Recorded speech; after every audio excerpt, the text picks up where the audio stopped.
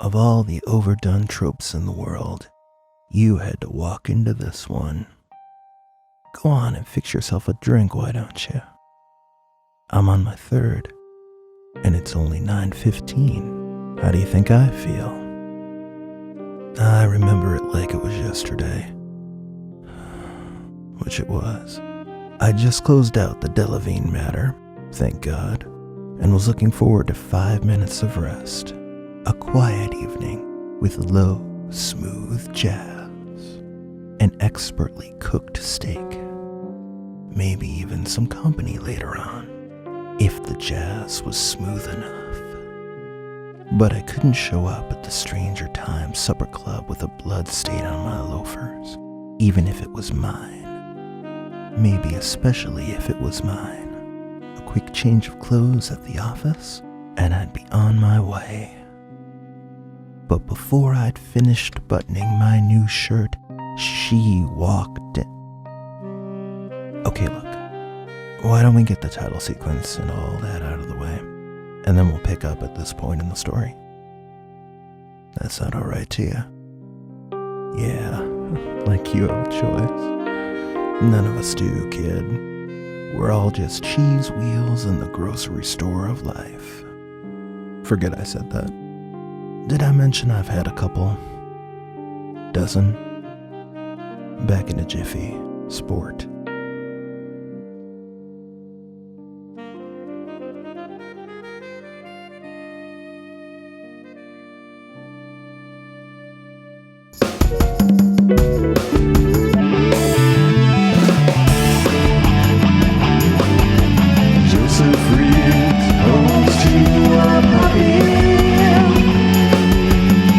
Well, that was raucous.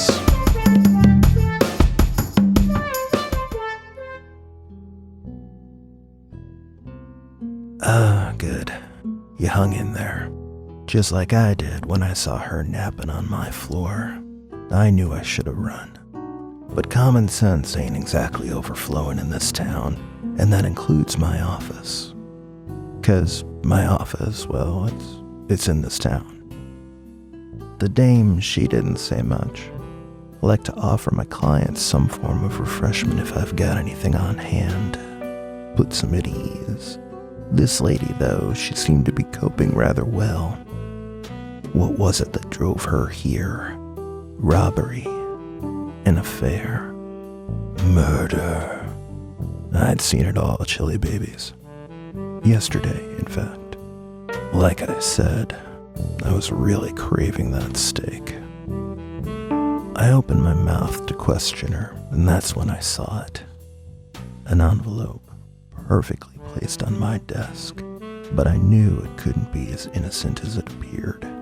I recognized the handwriting, you see. Those are the type of details you need to master when you're a private eye. And you can quote me on that because I'm a private eye. It was from Joseph the Shorts Cammon, because of course. The wordsmith wrote a new poem, the letter said, and my instructions were to read it to the sleeping, snorting lady. I felt my nostrils flare. It ain't all glamorous, the work guys like me do, but I get results as effective as any gumshoe out there. And if I don't value my time, who's gonna? Well, Cammon didn't. His letter ended with, quote, "We're both very aware you're not doing anything else. You get Marvel's poem critique on the record, and I'll throw in a few orders of that spicy shrimp you like." Damn it. What was I supposed to do? Shorts Cammon had done me a favor. Judging by her jewelry, this gal was loaded. This poem business was weird as hell, but what did I care? A nice fat stack of bills from her and spicy shrimp from the wordsmith. For a payday like that, well, I can babble about iconic perimeter with the rest of them. "Okay, Miss Marvel," I said, all businesslike. "This poem is..." She frowned. Already we were off on the wrong foot. Captain Marvel, this painting is titled "Through a Newer, Mightier Sky." our mutual buddy Shorts sent me a Polaroid. Here's what it looks like. She didn't say nothing. I remember thinking this job might be tougher than I figured. But I'm a professional. Come, my shell-less mollusks. Listen well in order. Get your flight suits ready. Have you your goggles? Your updated maps? Warriors, oh warriors. Now, a shell-less mollusk. I'm not an easily offended man, Captain, but I gotta be honest. That sounds pretty offensive. Do you know what he's talking about? Then something about flight suits and goggles, so is mollusk another term for pilot? Street slang, maybe. You're thinking it's slang. Let's run with that theory for a minute. It's the first piece of this puzzle, Captain, and we're going to figure it out. I promise. How did that line grab you? Well, okay. Let's examine the rest of our clues, shall we? Oh, you pilots, far-flung pilots, so impatient, chosen well, full of aerodynamic pride. Plain I smell you, far-flung pilots, see you flying with the foremost warriors. Oh, warriors. Ah, you nailed it, Captain. Our mystery man is talking at a bunch of flyboys. But what's this business about smelling them? I've seen things in this city, Captain. When the streetlights go out and the smoke rises, when the dim shines darkness out of every corner, there's no shortage of weirdos out there. And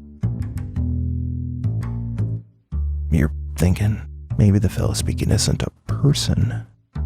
Sure sounds like one, but what if that's a throwaway line meant to distract us, throw us off the trail? We must be getting close to the truth. Have the earthbound gastropods halted? Do they sulk and eat their fruit? Jealous, stuck fast, tied to land. We take up the task eternal and the glory and the helmets. Warriors, oh warriors. Now, Wordsmith's letter mentioned this part. Hold on, he says, quote, does sulk and eat their fruit, unquote, sandwiched between a sciencey term and a melodramatic closing, seem jarring. What do you think? Repeat that, Captain? Yeah, that's what I gathered too. Reminds me of this one case I had years ago. I'd found a forged autopsy report in this flatfoot's car, you see. Obvious inside job, and... Okay, you're right. We'll move on. Bushy areas we leave behind. We hurtle through a newer, mightier sky. That's the name of the poem. Fresh and strong, the spatula we seize, the utensil of greatness and the flight. Warriors, oh warriors. The spatula. You've got a theory. I know that look, Captain. You're thinking it's, what, a metaphorical spatula? Let me tell you, those things are no joke. You have any idea how many classy broads I've seen whack their husbands to death with one? Oh, sure, it's just a harmless kitchen utensil. What harm can it do? The most harm. Spatulas. You understand where I'm coming from, yeah? We soldiers steadily creeping towards the basement, under the door, into the living room, conquering, daring, chucked off the porch into the unknown. Warriors, oh warriors. Now, there's a real head-scratcher. The soldiers crawled through a tunnel, right? How else could they sneak under the door and into the living room? Huh. All the... what did you call them? Stanzas? You like that all these stanzas are arranged in specific patterns, syllables, and listen, lady, I mean no disrespect, but patterns are my bread and butter, and I just don't see anything here. But there is one final stanza. We primeval fighters flapping, we the ravens gliding, vexing we, and piercing deep the fear within. We, the double broadsword slashing, we, the ninja gang, attacking warriors. Oh, warriors.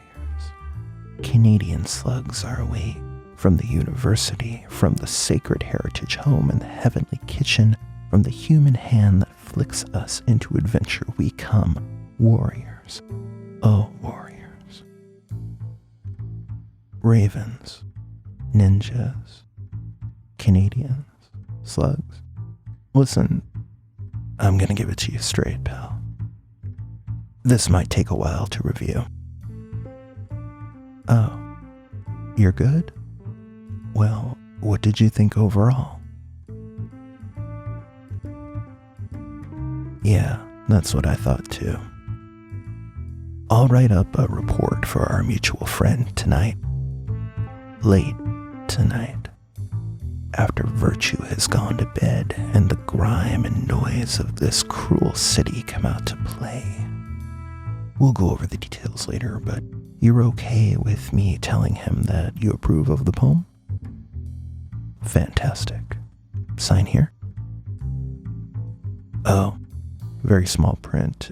That says, thanks so much for supporting this series, CamannWordsmith patrons.